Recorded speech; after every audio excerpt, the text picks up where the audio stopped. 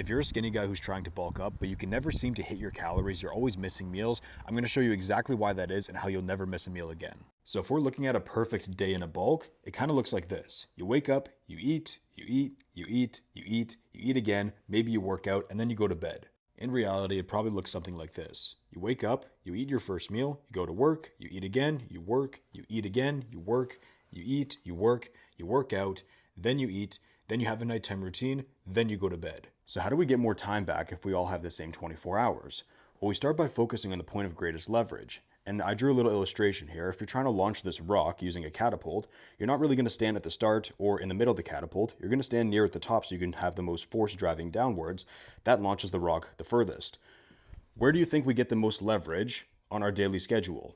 So we know that we have 24 hours in a day, and assuming that you're going to be sleeping enough, which is around 8 hours, that leaves you with 16 waking hours.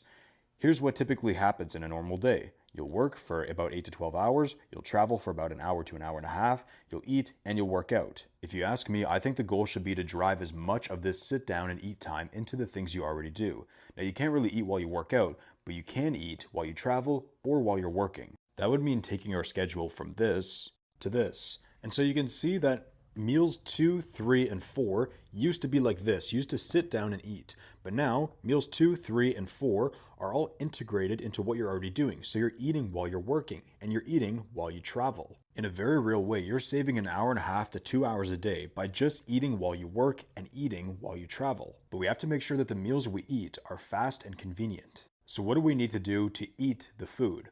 I found that there's 3 stages and they all start with C. First, we have to cook the food, then we have to eat the food or chew it, and then we have to clean the dishes. And with these 3 stages, make them all fast and convenient. So the mission is to integrate the meals that you're already eating with the things you're already doing, and then when you eat those meals, make them fast and easy.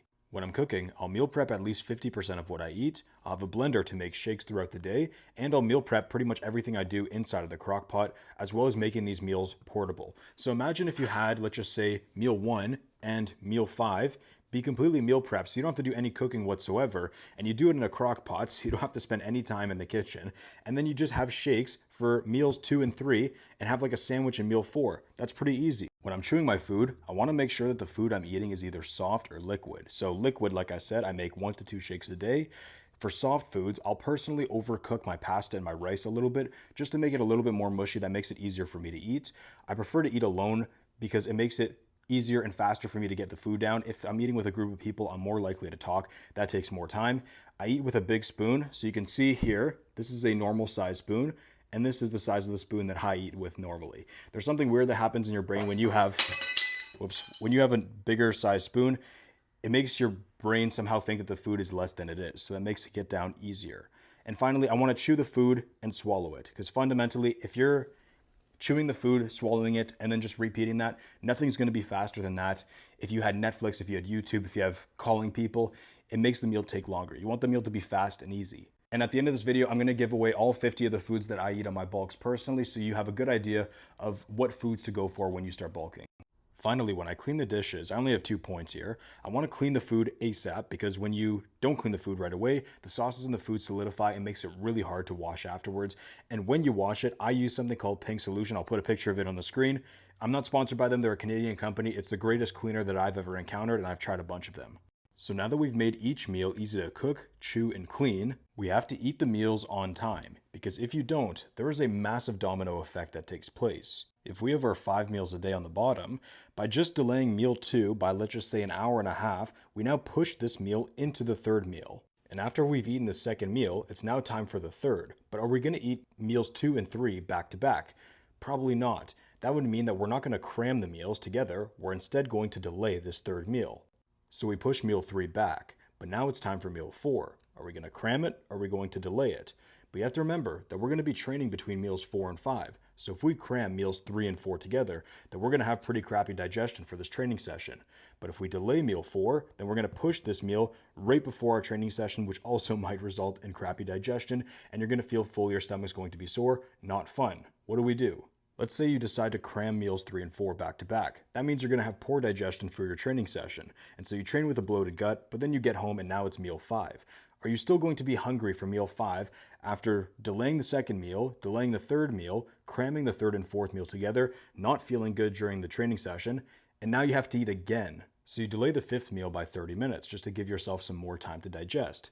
But that now bleeds into our nighttime routine and then our sleep.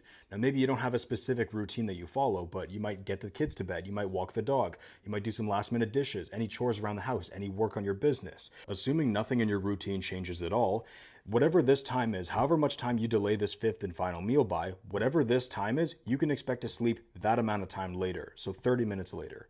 And this all happens just because you delayed the second meal and you let it affect the meals that happened after. So how in the world do we fix this big problem? I found it super easy when I just set an alarm for all of my meals. And if I didn't want the alarm to make any noise, then I just set it to silent and vibrate. And here's those 50 bulking foods I was telling you about. My first meal would be a high calorie shake. Here's a quick recipe of the one I like to make, and it's got all the calories and the macros right here. My other go-tos are sandwiches, parfaits, wraps and quesadillas, and burger bowls. And you can turn your phone 90 degrees counterclockwise for 45 extra bulking foods. Feel free to screenshot this list or save the video. Hope this helps.